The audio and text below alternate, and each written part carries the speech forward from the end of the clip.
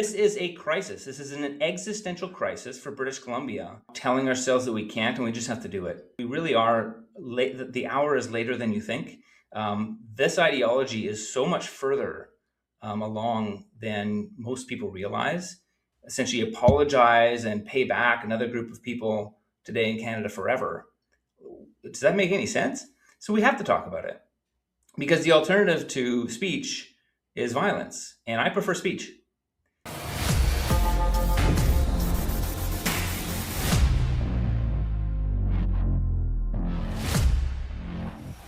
We have Tim Thielmann, and I hope I said it right. I'm terrible at names, but I'm excited to have him on today. He's a former Indigenous Aboriginal lawyer and now the chief of staff for Tara Armstrong, and I'm a huge fan of hers. We're going to learn a lot today, so I'm going to leave it open. And the three things I kind of want to get out of this interview is BC's property rights, reconciliation, and the future of British Columbia. Welcome to the show, Tim. Thank you, Mark. Big fan of yours. Happy to have the conversation. Yeah, I'm excited to have you on because I've watched some of your stuff and you know quite a bit about Indigenous history, and you could inform a lot of people that are watching about things that I'm going to learn a lot today. So I look forward to the discussion. Sure. Well, maybe I should just start with a little bit about my background because it kind of gets us into it a little bit. I practiced as an Indigenous rights lawyer for about 12 to 15 years in Victoria. Most of my clients were in the northeast part of British Columbia. I came from the left. I was a big-time progressive, and I got into it for the reasons that many people do. I just wanted to do the right thing, and I've been taught that I've been given this version of our history, British Columbia's history, Canada's history, that essentially our history was a series of atrocities or tragedies committed against Indigenous people, that we'd taken the land, our ancestors had taken the land from them, we'd taken power for them, and the only moral and right thing to do was to give it back. And that was how I understood my job to be as a lawyer. So for 12 years, basically, I used the power that of the law, in Aboriginal law that's been developed over the course of the last 50 years, let's say, to essentially do that, to try to wrest control from the current holders of that for my Indigenous clients. But there came a tipping point for me in about 2019 when the government passed this law that some of your viewers may have heard of, called the Declaration on the Rights of Indigenous Peoples Act, or DRIPA. Because at the time, I had read it. So this was a United Nations declaration, or DRIPA wasn't. So what DRIPA did, basically, it took a United Nations declaration, this international instrument, and it said, we're going to make this effectively the Constitution of British Columbia. And every law in British Columbia, and in any sphere whatsoever, needs to align. It needs to be consistent with this UN declaration. And the UN declaration, UNDRIP, was a wish list for the lawyers for Aboriginal people like me. And ultimately, there's two things that happened. For me, I realized, one, this is crazy. This can't possibly work, because this law effectively says, UNDRIP effectively says, give all of the land and the power in your country, in all Western nations, to the modern descendants of the prior inhabitants. So that's revolutionary. And secondly, I kind of realized in my practice that what I was doing, which was supposed to be revitalizing these ancient cultures, right? It was supposed to be, creating this kind of, restoring languages and culture and getting back to the land. It wasn't really doing that at all.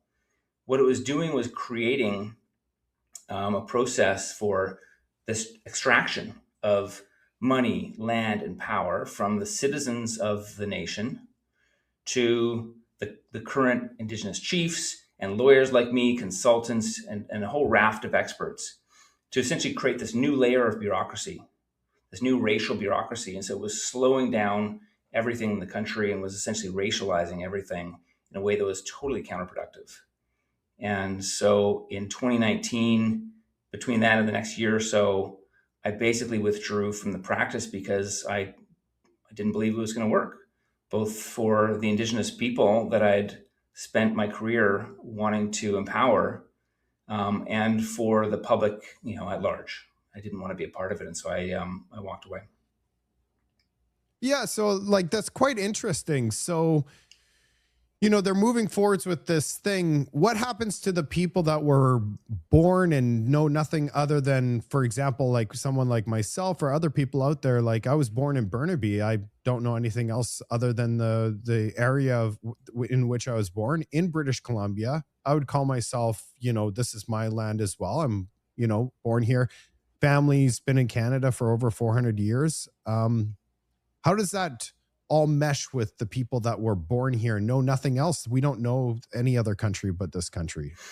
Yeah, well, a lot of people our age and older kind of generally grew up understanding that this was everybody's home, right? But especially increasingly in the last decade or two, a new ideology has emerged, and what you've seen are, essentially, it's an attempt to portray our past as a series of genocidal atrocities, a series of, and it starts from the very foundation of the founding of Canada, right? And so instead of seeing the arrival of Europeans in Canada and the arrival of, the British here in the West, BC, as the dawn of civilization here, where it brought modern technology. It brought the wheel. It brought metallurgy, steel and iron. It brought modern medicine. All of these sort of people, in our age, I think, understood there was a lot of good that came with civilization, right? And some of that's been lost. So,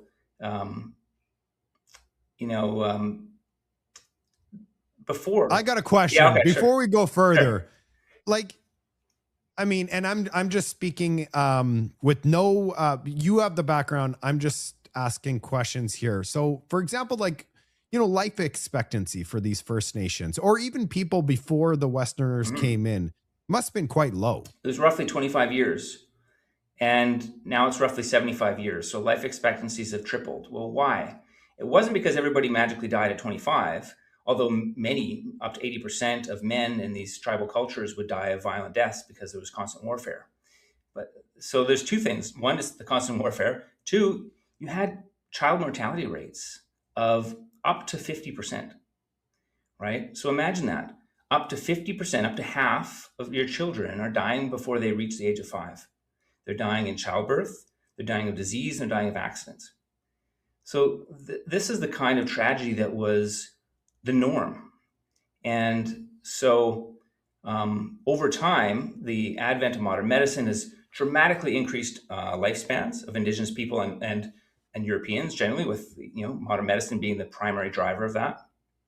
And then you've also had a net increase of several orders of magnitude of the populations of Indigenous people.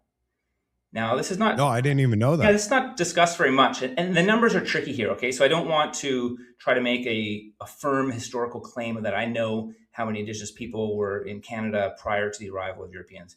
The numbers are debated hotly because what happened is when the Europeans arrived, disease did spread and did sadly take the lives of many Indigenous and non-Indigenous people, especially Indigenous because they didn't have immunity to TB and smallpox and other diseases. But notwithstanding that, like let's say the numbers are between 50 and 500,000 pre-contact. Today in Canada, roughly 5% of the Canadian population is Indigenous. So somewhere around 2 million people. So again, you've seen both lifespans triple. You've seen populations of Indigenous peoples increase by orders of magnitude. And so that's not, that's despite the fact that there were these events of disease and death that did occur tragically at the beginning of the contact, which were, I would suggest, inevitable, right? I mean, there's no real moral culpability there. This was just a tragedy of the meeting of two foreign civilizations. So, but It just seems like both the Indigenous and the Westerners benefited from our relationship from the beginning of our history together. I think that's right. And I think part of the foundation of our sovereignty, our claims to sovereignty in the West and all really across the New World, was this understanding that, and again, this may sound harsh to sort of people that aren't used to hearing, but that the bringing of civilization to Indigenous peoples living in these lands was an immeasurable benefit, right? You were catapulting people thousands of years forward in human advancement, right? From effectively the Stone Age into the age of the modern world. And so there was real benefits. It ended tribal warfare in Canada, and across the West, which was constant. It ended slavery, right? And so the Haida, notorious slave traders, they were vicious. The Cowichan, up to 1/3 of the Cowichan were slaves, right? So it was the British who not only ended slavery for the first time in human history in their own empire, but across the world. And that included when they came to Canada, they ended the enslavement of Indigenous people by Indigenous people. And I think that's something that we should all be proud of. And there were very constructive, positive relationships built between the local tribes people and early settlers of Canada. And those are also wonderful legacies for us to build upon, relationships of trade, relationships of mutual military alliances, and others. So why are we not hearing this from the First Nations? Because the message that we hear from the First Nations is quite different than what we're just describing right now. You know what? This didn't come from the First Nations themselves. It didn't come from Indigenous people. Where it came from was essentially leftist revolutionary academics from the 60s and 70s on, who've overtaken our universities, right, and have essentially propagandized the West with this ideology that the West is evil. Its claims to sovereignty and to moral progress are illegitimate, and therefore they've done what leftists always do. They've identified a class of people that they want to perceive to be victims. They make out to be victims, and they've rewritten history to say these people have been victimized throughout history, and these series of injustices need to be remedied. How do you remedy that? By giving them the power. And they leverage the suffering and the grievances of these so-called underclasses for their own benefit, and to undermine the status quo, to undermine existing hierarchies of power perpetually. But Tim, yeah. If you look, say they gave everything back today, in 50 years from now, it would be all of the Canadian citizens, for example, that were born in BC, that would be the victims, would it not be? That's right. And so, you don't cure, even if that's the case, right? If that was true, that there was this historical injustice of one group taking power away from another and not, and oppressing them, how does it solve things to just reverse the direction of that oppression? But that's effectively what we have now. And I don't think this is supported by your ordinary average Indigenous person that you'll meet, that you'll work with. These are philosophers, right? These are leftist ideologues. The professors in our universities, many of them are white.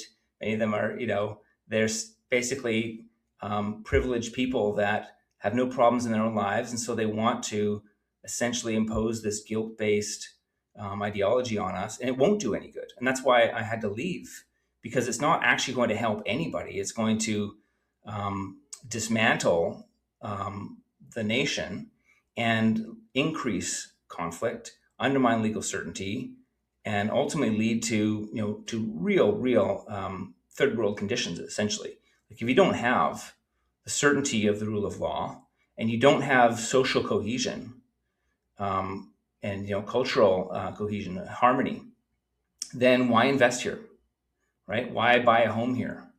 Why work hard and save your money if it's going to be expropriated, if your licenses don't mean anything, if your fee simple properties don't mean anything? So I got lots of questions, and I mean, you might be like, so for example, why can't we talk about this? Why is it vilified? Like if I were to talk to somebody about this right away, it's like, oh, you can't talk about that. Yeah. And to me, it's, these are the things that we should be talking about. Well, I think we have to stop telling ourselves that we can't, and we just have to do it. We can't because right now we really are late. The hour is later than you think. This ideology is so much further along than most people realize. It's completely captured our education systems, like our school systems. It's completely captured the universities, completely captured the media, completely captured the government, completely captured our political processes and representatives. And so ordinary people want to have these discussions like, what are we doing here? Right? How does it make sense for one group of people in Canada to essentially apologize and pay back another group of people today in Canada forever? Does that make any sense? So we have to talk about it because the alternative to speech is violence, and I prefer speech. So I've made it a mission over the last couple of years to begin speaking out about these issues because I want to have some history here and I have a bit of knowledge about it. I don't have a monopoly on it, but we just have to be talking about, does this actually work? Is it going to help or is it going to actually make things worse? And so, yeah, I mean, I thank you for having the conversation. I think we need more of them. Yeah, well, you know what? I really feel for people because 1.8 million people in the Lower Mainland woke up one day to find out there was a deal done. No one knew about it, including myself. And I go, what did they sign? And then they kept it in secret. Like that we wanted to see the documentation. It said, oh, it won't affect your fee simple property rights. Today, maybe not, but what about 20 years from now? We find out that they exercised those new powers that they were over the land, right? So, I mean, just the uncertainty. We see the Cowichan case in Richmond, and we see properties lose 50% of their value, give or take, and not able to get mortgages. So the government needs to come in with a special fund to get mortgages. And it really scares people. So people are concerned about their property rights. And one of the things about being a Westerner and living in this democratic society is our fee simple property rights are so important that gives us, peace of mind that we could work hard and own something and hand it off to our children. And, we just saw Mark Carney today talk about, we have 23% more net worth than Americans. Well, do we? Based on what we're talking about today, like it really puts in question. Not only that is a lot of us are indebted and we've, because of our fee simple that we really took out large mortgages to purchase our properties. And our debt to disposable income is $1.77 for every dollar that we earn because we believe in our properties. That's we right. believe there's value there. Yeah. And so, what's the future of our properties in BC? Like, where are we at with this whole thing? And what can people do, based on what we know today? Yeah. So some people are saying all we need to do to secure our property rights in British Columbia is to repeal this law, DRIPA. Unfortunately, it's going to take more than that because, again, what DRIPA did is it said, take this UN declaration and essentially make it the constitution over BC, align all of your laws with BC. It's essentially like, let's say you're in a boat and you've got some holes in your boat. DRIPA just said, hey, you should actually take a bucket and start dumping water into your boat. You should do this voluntarily. Voluntarily, you should begin giving away the land, the money, and the power belonging to your citizens and give that to Indigenous tribal leaders for them to manage. So that's what DRIPA did. So we need to repeal that. We need to get rid of that law so that our government representatives aren't voluntarily sacrificing property rights and essentially betraying the public to dispossess the public and transfer that to tribal leaders. So that's step one. But that just means that you're not doing it voluntarily. The bigger problem is that even if we didn't have that law DRIPA, that Cowichan case likely would have still been decided in the same way. And this is because there's this, in 1982, Pierre Elliott Trudeau passed the charter, right? Part of that charter was section 35, and it said that the existing Aboriginal and treaty rights of the Aboriginal people of Canada are hereby affirmed and recognized and affirmed. So in 82, they took what were understood to be these land rights that Indigenous people had had, and I won't go into all the history, but for 10 years previous to that, courts have been saying, well, maybe Crown sovereignty in British Columbia wasn't actually airtight. Maybe it didn't eliminate all the rights of the prior occupants of Indigenous peoples. Maybe some survived. And so that thinking has continued to grow and to grow. And in 1982, they constitutionalized Aboriginal title and rights. Well, now in British Columbia, you have the vast majority of the province that doesn't have any treaties covering it. And so you have roughly 200 bands whom, like the Cowichan tribes in the Richmond case, can bring their own Aboriginal title claims. Okay, so how do you stop that? Because even if you say we get rid of DRIPA, and that means we can fight, all the leaders now are saying we're going to fight this case to the Supreme Court of Canada, we're going to win because we won't have DRIPA, and so we can fight that. We can use all of our best legal arguments that this, that Aboriginal title is actually extinguished by the private property established under our laws, under the land title regime. Well, I'm sorry, but maybe you win the Cowichan tribes case. There's 200 bands behind them. You're not going to beat all of those bands in court, especially when you have judges stacked.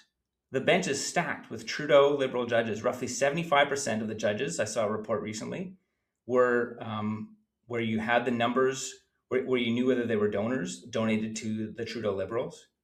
And you have an increasingly radicalized crop of young judges being appointed to the bench. So this is the bigger issue, is that the courts are going to continue to hammer British Columbians and potentially across the entire country with these types of Aboriginal title claims, where they essentially undermine the security of private property, and not just private property, but public property, the ability of the government to manage all lands in the province. They will continue to do that as long as they have the power to do it under that constitution, and as long as they believe this moral sort of history, this version of history where somehow the civilization that was brought to Canada was a bad thing, and we have to atone for it.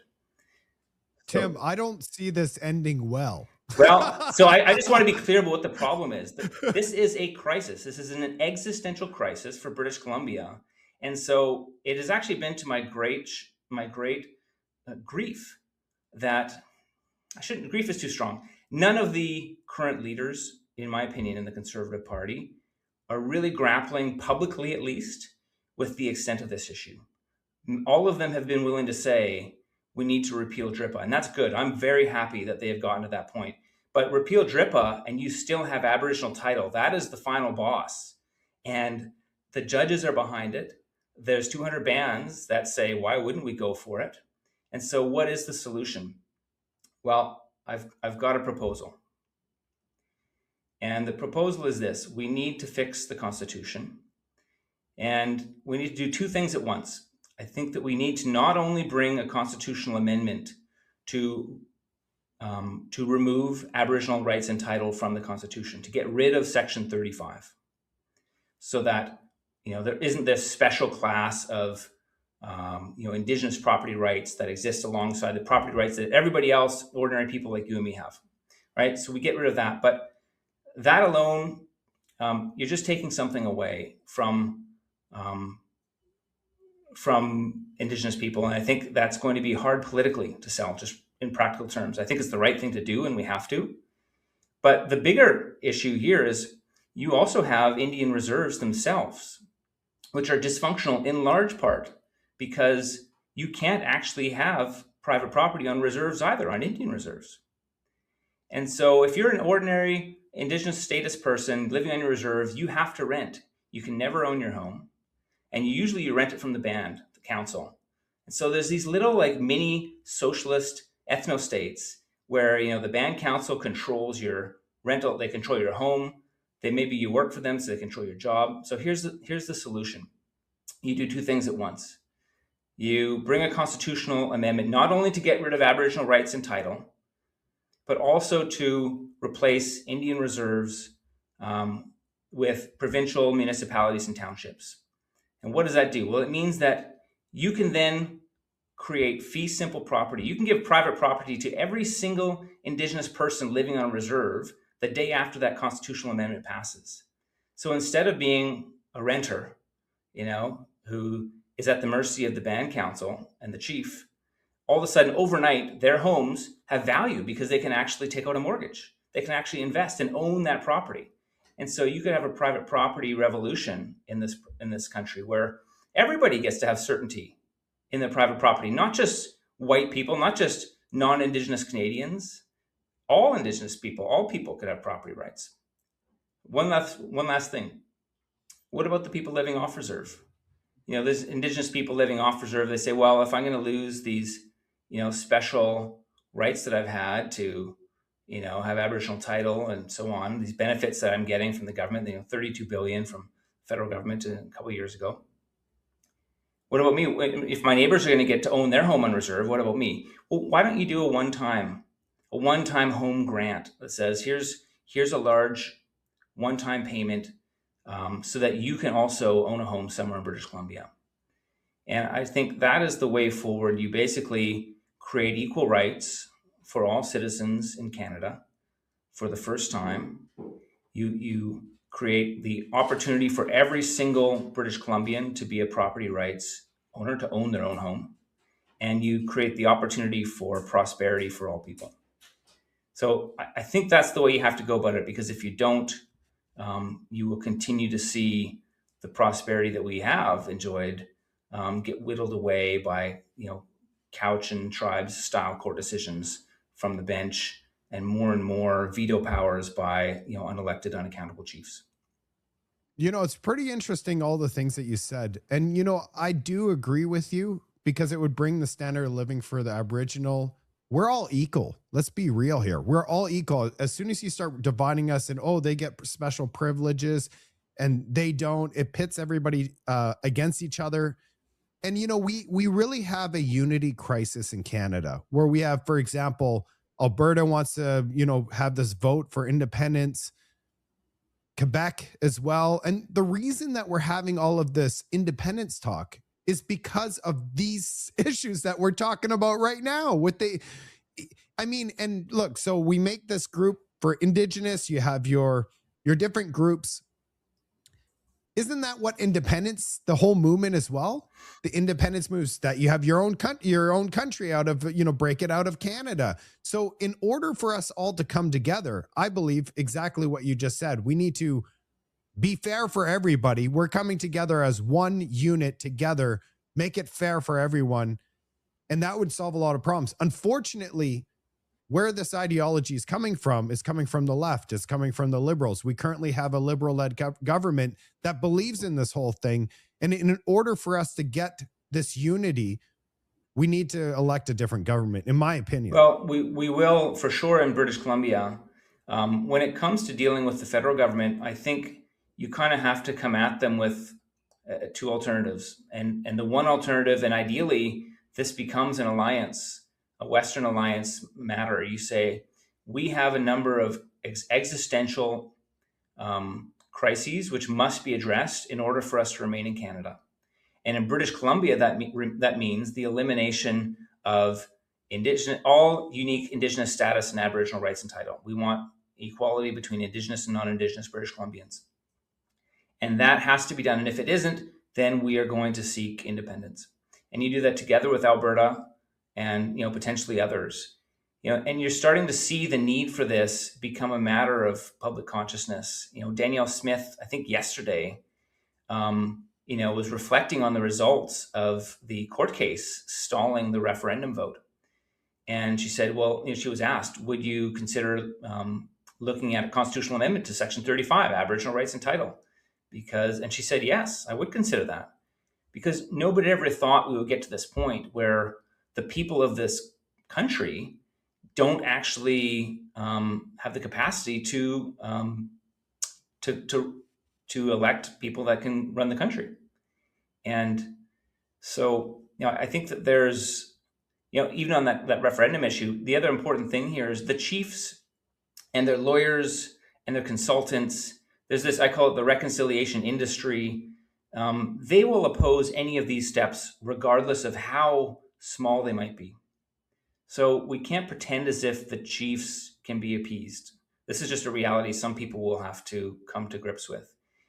And it's another reason why I think this plan of essentially giving property rights to people on reserves themselves is so powerful, because it cuts the chiefs out of the equation altogether. It says, listen, we're going to make your members rich, whether you like it or not. We're going to give them the opportunity to own their homes, whether you like it or not. And I think that's going to be a powerful, powerful message. Like in the Alberta referendum, I saw a poll that showed that 46% of Indigenous people supported independence, compared to 41% of non-Indigenous people.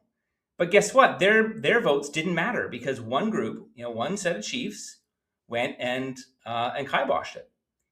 And so that's the kind of, I think, popular support that anything you want to do when it comes to the Aboriginal file has to have. You have to go directly to the people and show them how what you're proposing is actually going to improve their lives.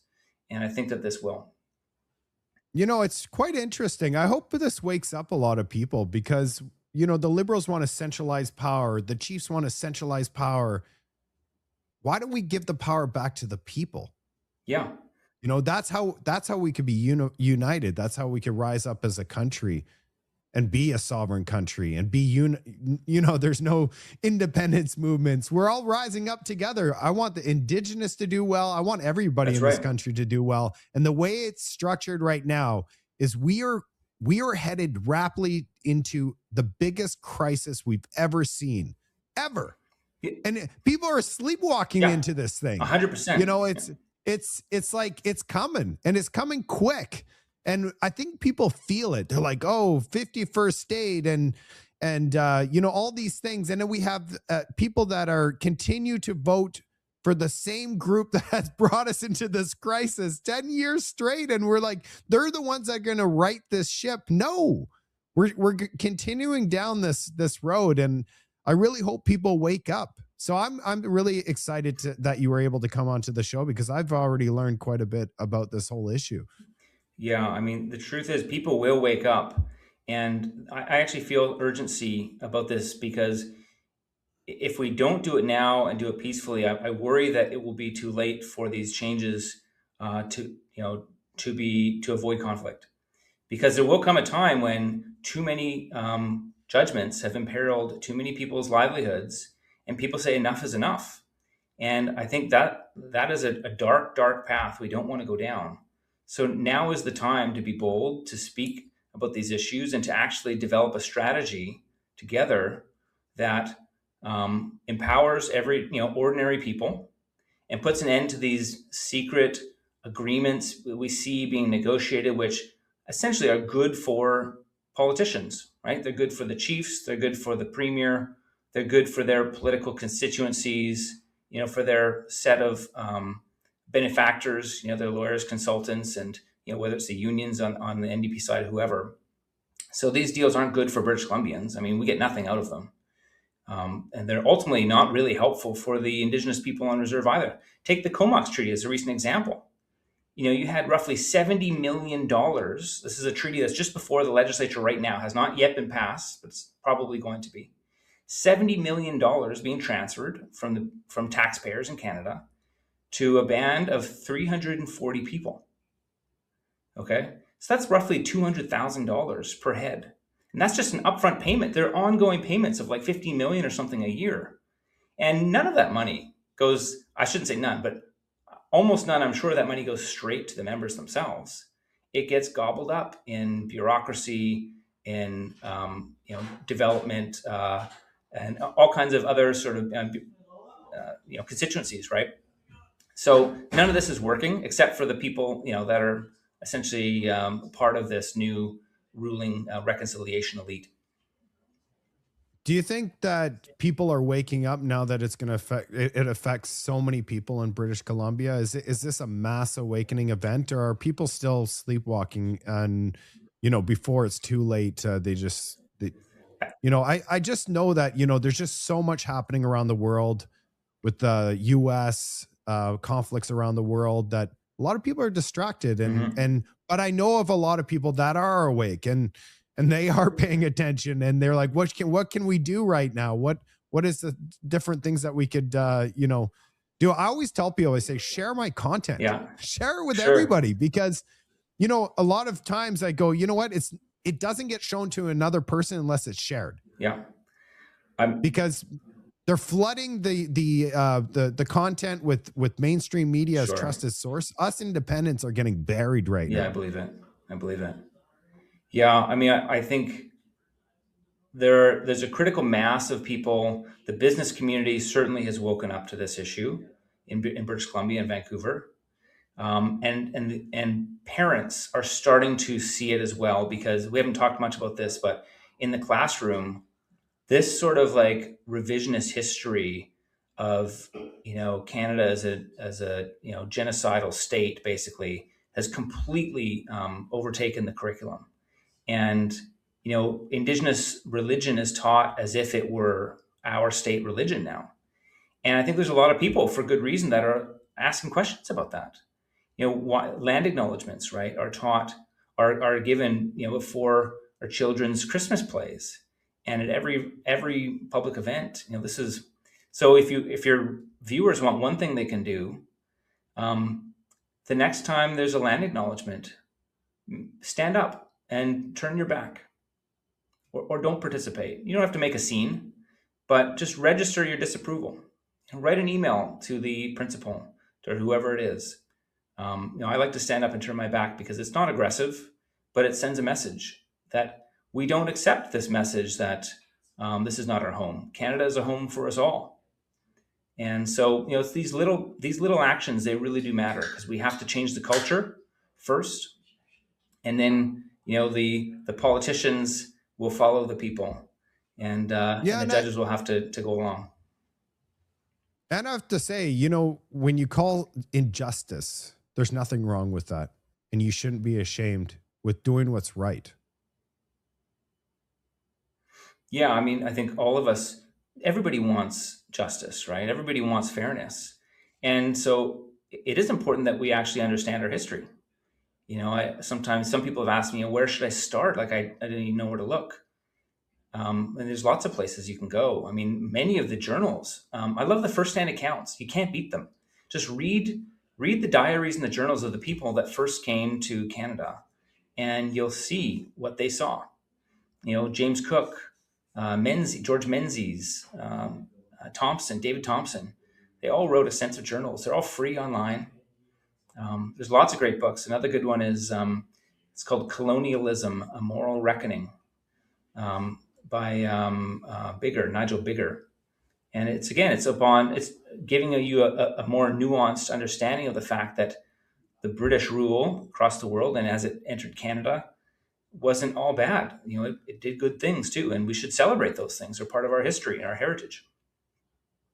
How could we make the Aboriginals feel better? Like, how can we because I have nothing against the Aboriginal people. I want the best for them, and it just feels like right now there's a lot of clash between the people that's being created by the the powers that be. Well, I mean, I think there comes a point where you have to realize that money is not the solution. If more money was what was needed, then we'd have seen improvement, right? We've seen exponential increase in money, up to I think it's gone from like $3 to $32 billion federally, like this, and the socioeconomic indicators totally flat. Nothing has changed. In fact, the life expectancy for Indigenous people has dropped by 6 to 7 years. Okay, so what we're doing isn't working. I think it has actually been a culture of dependence and entitlement and resentment that has been fed in large part through these false histories that treat Indigenous failure, that blame sort of others for that blame it all on on Canadians, on colonialism, these sort of vague sort of ideas on residential schools. It's not to say that bad things don't happen, and that there might not be some truth there. There might be, but if you want to succeed, this is true for you, for me. I tell my kids this, like, you'll never succeed as long as you see yourself as a victim. And so you have to stand on your own 2 feet and take the power that's within your control. I think that's true for Indigenous people. I think we should stop continuing to sort of fund them on this sort of unique racial basis as if they were unable to thrive on their own 2 feet, to thrive on their own. Yeah, it's very discouraging, to all the things that are going on, because each culture has so much. There's so much love between each culture, and we're together. We'd be so unique, like Canada's such a unique country that we could all get along. But the way that they have done this, it's very discouraging to see. And I'm glad we're having the conversation. Yeah. No, and that's a good point. Like, everybody should celebrate their culture, but particularly as Canadians, like we want to have a culture here that celebrates the genuine progress that we've achieved. And I don't feel like actually, I think it's pretty clear that what we're doing now is completely destructive to that. So, we need to find a way to celebrate our heroes.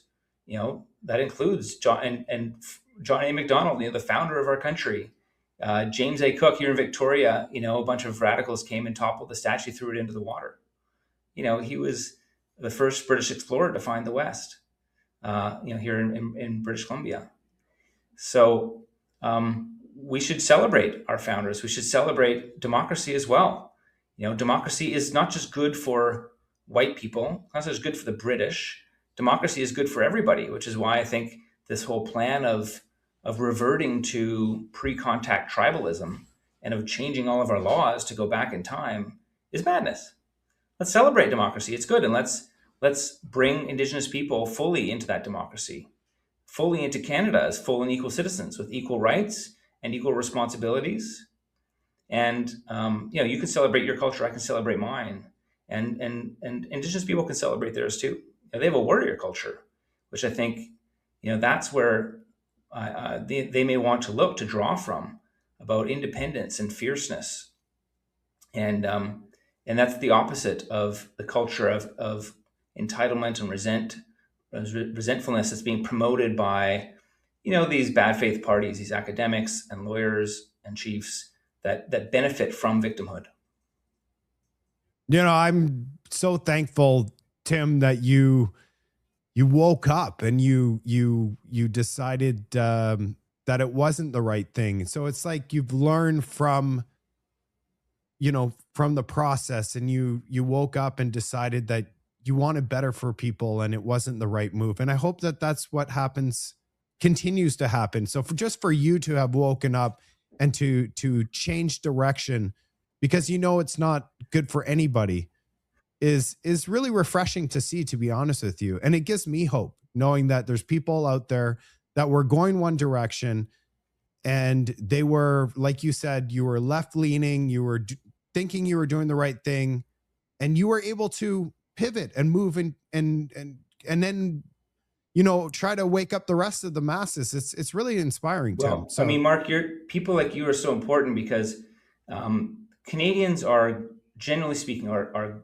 good, open-hearted, compassionate people. And so that has been weaponized against them. And so what do we need? That's why we need to educate. That's why we need to actually discuss what is the truth about our history. What is the truth about human nature and about who we are as people? And so once you actually explain, no, the history of Canada is not a history of genocides. It's a history of progress, of collaboration, of cooperation, of brilliant construction, productivity, bravery. I'm surprised, right? When I was a kid and we learned, when they were teaching us Aboriginal history, there was none of this, genocide or any of this stuff. Like when I was a kid, when they said, we had the trade, the fur trade, and we brought the First Nations up from very poor conditions. Right. We brought them, health, some health and wealth, basically. And they loved it because they came and they were able to trade. And there was a very good relationship. Yeah. I mean, in general terms, that was true, right? I mean, Indigenous people worked in mines. They worked in logging camps. They worked in agriculture. Not entirely. They fought in World War II. Exactly. Exactly. So with yes, that's Canadians. right. So these are the kinds of stories that need to be told, and it's really important that we do that to sort of show that yeah, we can actually work together, and especially as sort of the original peoples. We have First Nations, we have the British and the French. A lot of people, the settlers that came, they worked hard, they risked everything to come here, and they didn't just get land for free; they had to work it. They had to work the land for like 5 years. They had to actually show they had to fence it, they had to clear it, and they had to show that they could work it. And then they could get the land. So Canada was not stolen. Canada was built with blood, sweat, and tears, and it was built together. So that's the story we need to tell. And I encourage every one of your viewers to search out good sources to dig into those narratives and to be skeptical about the claims of grotesque grievances. There may be some truth to some of them, but many have been exaggerated, and some have been plain concocted. I don't know if you want to go there. That's a bit of a different discussion, but No, you know where I want to go is I dream big. And the reason that I dream big is because if you dream big and you get just underneath that dream, it's huge. And so I'd like to pick your brain on where, in a perfect world, the dream, the future where we could go. I want to know what that looks like yeah, so that we could direct the public. that's right. This is where we're going. So I think the future is that every Canadian has the same rights, responsibilities, and opportunities, particularly as between Indigenous and non-Indigenous Canadians. And we do that by removing these, the racialized distinctions that have defined our past. It means that we have private property rights that are secure. That means for those that are living on reserve, which become just ordinary towns. We get rid of this idea of racially segregated, isolated, defunct communities, and we invest in opportunity for all. But Tim, what about the heritage of the hunting and gathering that the First Nations have their history? Look, I think that that will continue. Just like there's a heritage of hunting and gathering, or hunting, and to some extent gathering in rural parts of Canada, everywhere. I spend a lot of time up in the Northeast, and hunting culture is a big deal. Everybody's got a quad and a bunch of guns, and they're going out grabbing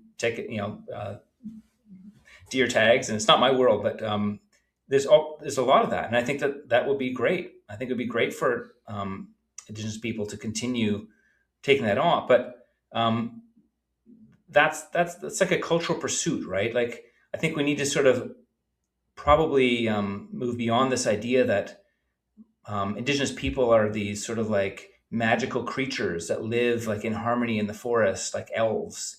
Like, they're, for the most part, like, they're living ordinary lives like you and I are. And do some of them like to go out and hunt and to fish? Absolutely. And that's great. That's a part of Canadian life. But there's been these myths, you know what I mean? Like, I don't know if you're comfortable going towards this subject, but I'm always interested in the unmarked graves. Well, sure. So it's touchy because, you don't want to, you want to respect if there is something there, you want to respect that. At the same time, if we're going to have some closure here, it feels like there should be something done there. Yeah, I mean, it's almost an episode in itself, but it's timely because on Wednesday, I'm not sure when this will air, but on May the 27th, it's the 5th anniversary of the claim by the Kamloops Chief and Council to have found 215 bodies of children in their residential school, and some as young as 3 years old. So that was the claim 5 years ago. Well, it turns out that claim cannot be substantiated and is almost certainly false.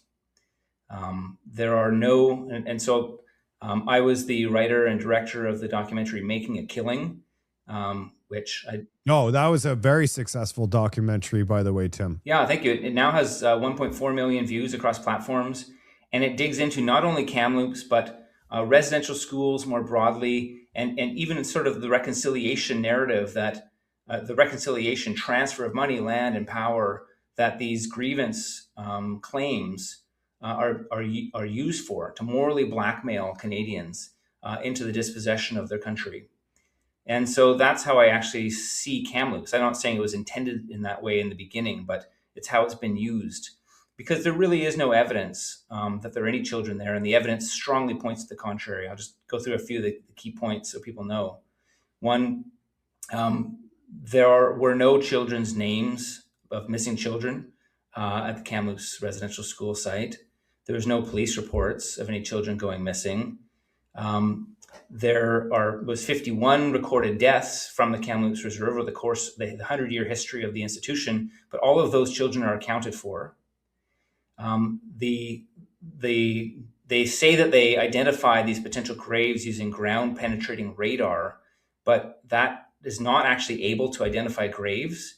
Other bands who have said that they've identified potential burial sites with this GPR technology, such as the Pine Creek Band in Manitoba and elsewhere, they have gone and actually excavated these potential sites, and they found that there was nothing.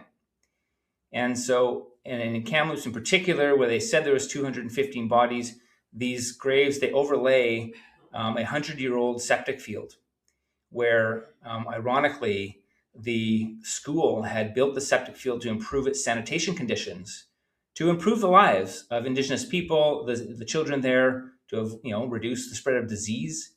And so this seems to have actually been what the archaeologist Sarah Bewley detected mistakenly when she used these ground penetrating radar surveys.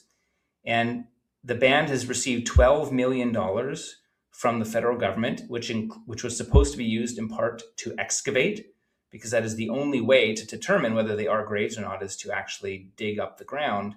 But 5 years have passed, and the band has refused to do so. In fact, some of their, I believe they haven't. They essentially obstructed police investigations themselves, the RCMP, from conducting the investigation.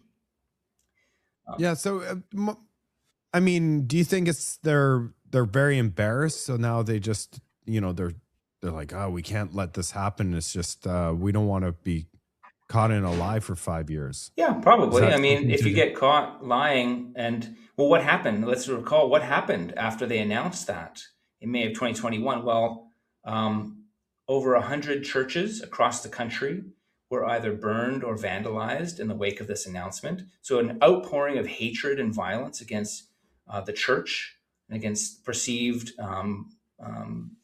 villains of these Well, I residential think there schools. wasn't there violence towards you when you went to Victoria. I saw a clip of you at a university running away or something. Like, what's going on here? I did not run away. I was taken away. Sorry, well, okay. Yeah. I mean, there's now essentially people have believed that essentially that Canadians murdered these children. Right? It was announced essentially as a finding of a mass grave of children. And so who with a heart would not feel that this is an atrocious, egregious act to define a sin on the nation's conscience?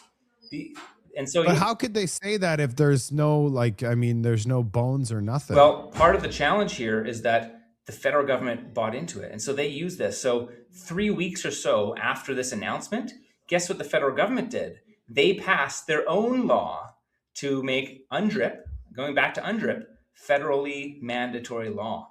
Just like BC did in 2019. Well, the federal government did it 3 weeks after this announcement in Kamloops. So they used it as cover because everybody was mourning, right? And grieving the loss of these children. Well, these children, there's no children there. And so they use it to pass that law. So now you have, again, this law being used. So again, fake tragedy, grievance, used to justify a law to dispossess the Canadian people of their land, their money, and their voting rights over the entire country. So that's why there's so many vested interests now in this false story that for 5 years nobody wants to admit that it was a lie.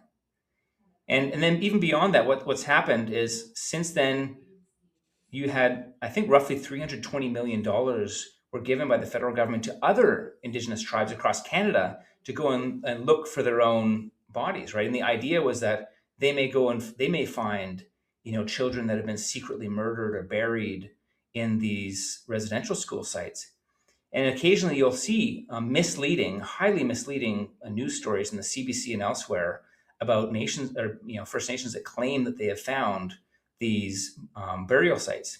Well, typically what's happening here is there were burial sites, there were cemeteries associated next to residential schools, often near the church.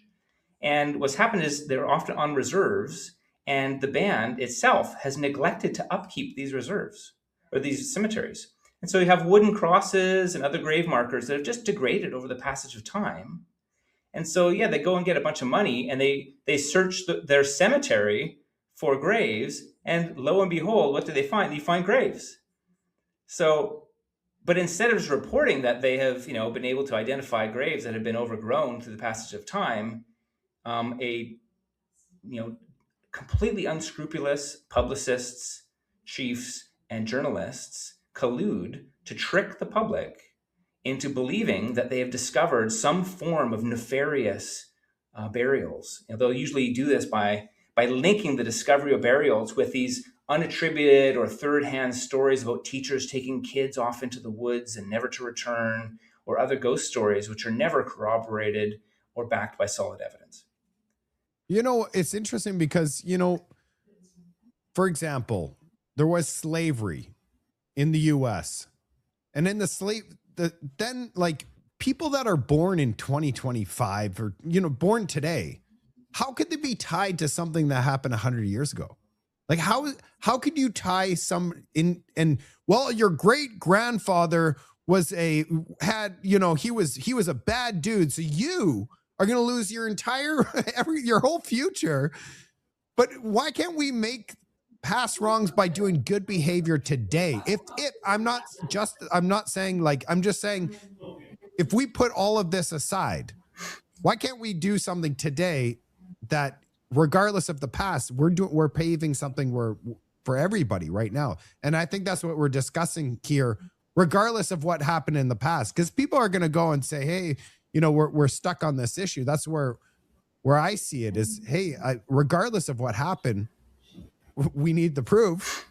But moving forwards, what the past is in the past. We gotta work together right now. Yeah, I actually think that the past matters. I think that I'm going to argue that we do actually need to fight over our history. Not all of us necessarily, but that this battle really, really matters, because if you believe that your history is one of that your ancestors were evil, and that it affects who you believe you are and how you should act in the future. Even our land title system. So why should we honor any of our laws if they just don't matter, if they come from the past? Why can't we just constantly reinvent the laws of the nation? I think that I'm strawmanning your position a little bit here, or just this idea. No, but I agree with your position. We need to know the truth. I'm a truth seeker, so I completely agree with that. All I'm trying to say is they're trying to focus on 100 years ago, this happened, so you pay the consequences. That's my issue. Yeah. Where regardless of any of it, I don't think someone today should face any consequence, even if it occurred. So that's even beyond all this. Yeah. I'm just saying that I agree with you. We need to find out the truth. But regardless, today, something that happened 100 years ago should not affect anybody today, because we have nothing to do with that. Yeah, because it goes both ways, right? And I made this point to Aaron Pete. If he or other Indigenous people are going to say, that they get reconciliation payments or reparations or whatever because of colonialism and their land rights weren't respected 150 years ago, well, then what is to stop non-Indigenous Canadians from saying that they want to be repaid for all of the benefits of colonialism, for the light bulb, for iPhones. Yeah, no, Right. no. So I mean, it's a dangerous exactly. game to play. And I think it's a fool's errand. So I'm agreeing with you ultimately. Like, yes, we need to understand our history, but this Yeah, idea that we should go back and somehow arm wrestle over who got it worse and who got it better, I think is totally unproductive. So let's not do that. I agree. I think we're on the same page, and that's why we're talking it out. We both want truth, and we both think that it's not productive to be bringing the past to the future. And how far does that go? I mean, it makes no sense. So, um, Yeah, it's just too messy to, you can't just add up the debits and the credits, right? Over the 150 years of history, or longer, and expect, okay, well, this, I guess, this group of people, this race of people, should be paid. That's not really a plan for a successful nation. We need to lay a solid foundation, and probably rebuild our foundation a little bit, for the future. We have big challenges ahead of us. I don't need to go into them all, right? Global power struggles. We have AI and surveillance and thought control and all kinds of things, and we need to know who we are as a nation. We need to be united as a nation, and to bring the good things that Canada has to the world. Like, we're so rich in resources, we should be a powerhouse. And right now, we're basically tying our own hands behind our back. So let's unloose both our hands and get to work. yeah, I'm so happy I got to meet you, Tim. You're a great guy. Where can people follow you? Because I'm sure they want to, keep up to date to what you're working on, what you're doing. I'll leave a link to your socials in the video description. And what are you working on right now so that people can get excited and how can they support you? Yeah. So right now, I'm on X a fair amount at Tim Thielmann. My work is dedicated mainly to supporting MLA Tara Armstrong, who's a fierce independent MLA here in British Columbia. She's been a champion on this issue, on gender ideology, on many other issues. And so I'm supporting her. She's drafted and presented 14 private members' bills this session alone, I believe. And so she's trying to show, she's one MLA, and she's showing this is what the future could look like. And so I'm trying very hard to support her as we try to paint these pictures about what a prosperous and beautiful British Columbia could look like. Amazing. So I'm going to make sure people go ahead and follow you, and maybe one day I'll be able to meet Tara, because I'm a huge fan of hers. I believe that her putting forth these ideas and these bills actually is moving the needle with the discussion where there was no discussion prior. Yeah. No, I agree. And she's inspiring a lot of people that don't have her temerity to be bolder and to think bigger. So it's great. And thanks to you for your support, for you having the conversations that you're having. You've been an incredible voice in this space. So, thanks to you.